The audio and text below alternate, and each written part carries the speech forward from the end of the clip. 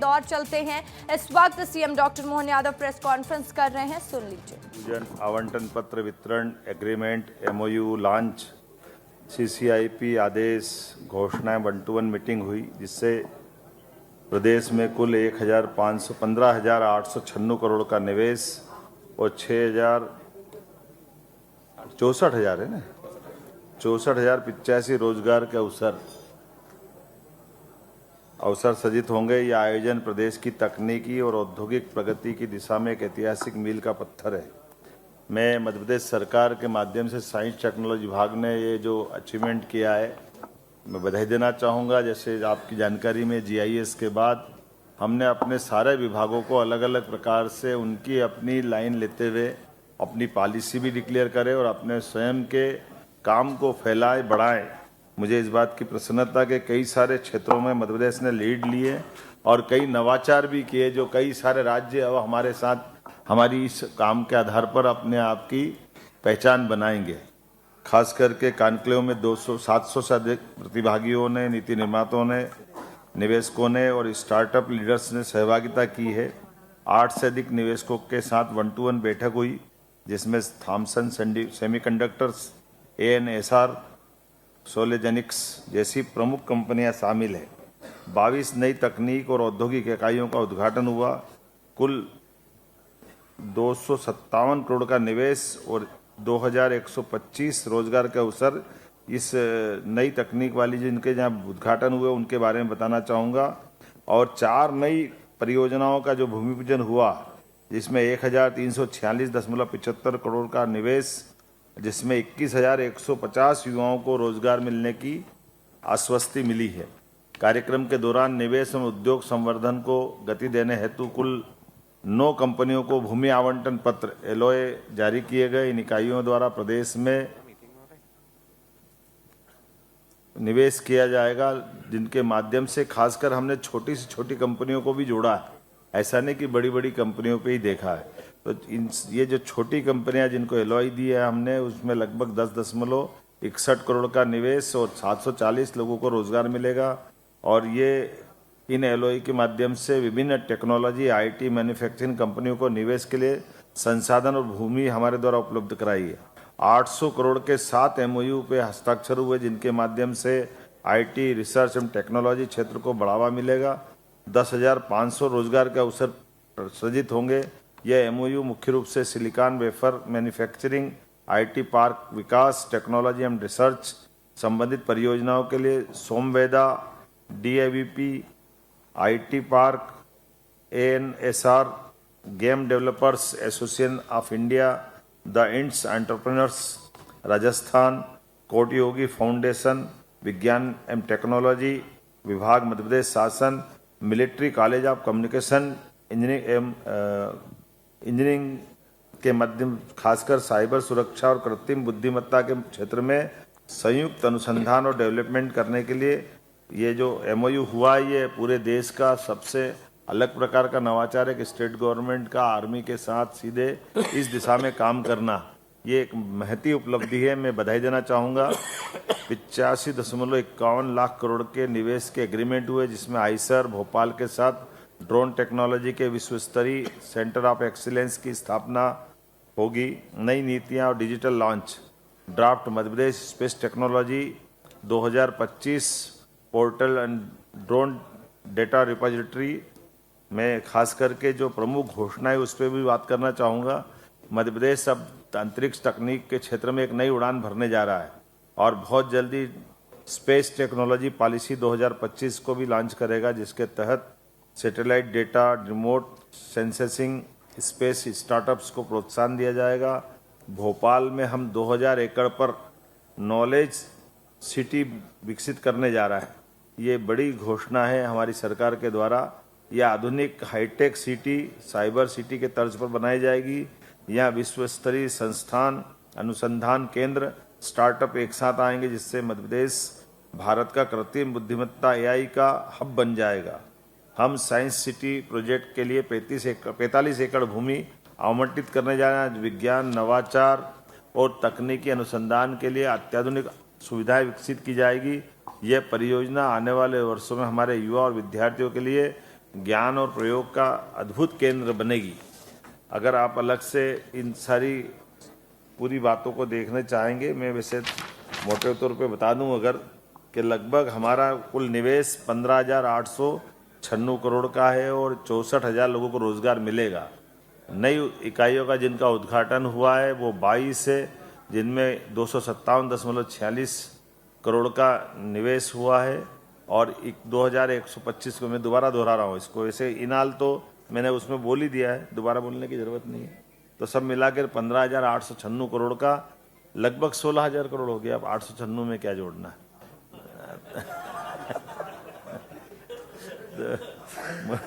64,000 लोगों को रोजगार मिलेगा। मैं मान के चलता हूं कि ये जो हमारी 1 to 1 से लेकर जिस प्रकार से इसमें अलग अलग प्रकार के इन्वेस्टर आए, निवेशक आए और उनसे हमारी बात हुई, और मुझे इस बात की भी प्रसन्नता है कि 4 माह से कम समय में हमारी ये दूसरी टेक टू एनक्लेव मान के चलो कि जिस ढंग से उन लोगों ने रिस्पांस दिया है, ये हमारी सफलता भी है और अपने मध्य प्रदेश के प्रति लोगों का विश्वास भी है।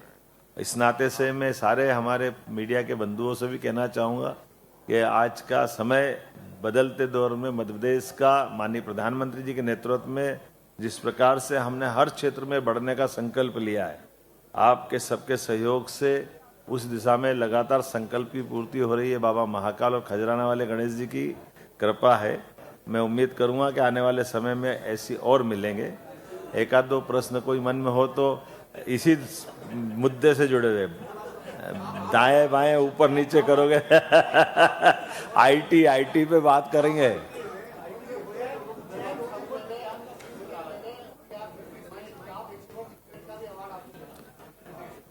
ये अच्छी बात है, जुएल जी ने अच्छा प्रश्न किया है कि ये हमारे राज्य ने पहली बार इंडस्ट्री में एक साथ अलग अलग 4 सेक्टर में पुरस्कार पाए।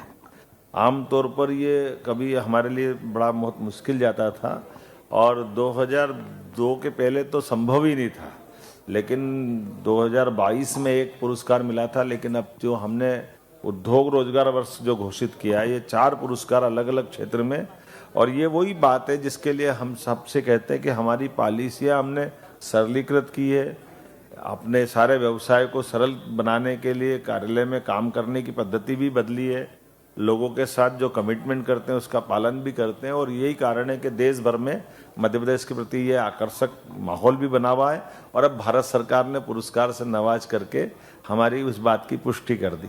सर, उज्जैन खगोल विज्ञान का बड़ा प्राचीन केंद्र रहा है और अब आपकी मंशा है कि वहाँ पे स्पेस टेक्नोलॉजी को लेकर कुछ काम किया जाए।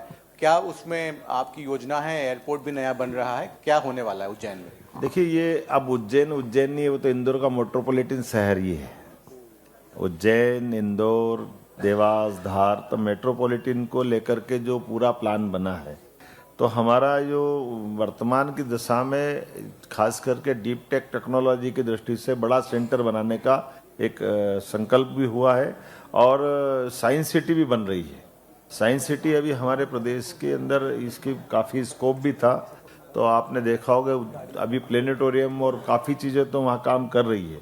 लेकिन आने वाले समय में स्पेस टेक्नोलॉजी को लेकर के, खगोल विज्ञान को लेकर के, ऑब्जर्वेटरी तो राजा जयसिंह के समय से थी, तो प्राचीन ज्ञान का भी और वर्तमान के विज्ञान का भी, दोनों का समायोजन करते हुए रिसर्च करने के लिए भी, क्योंकि ऐसा माना जाता है कि यहाँ से हम स्टैंडर्ड टाइम की बात भी अगर करते हैं तो स्टैंडर्ड टाइम के लिए जो हमारी जीपीएस से भौगोलिक भूमिका अगर हमारे प्रदेश की देखते हैं तो ये पृथ्वी के मध्य में भी आता है।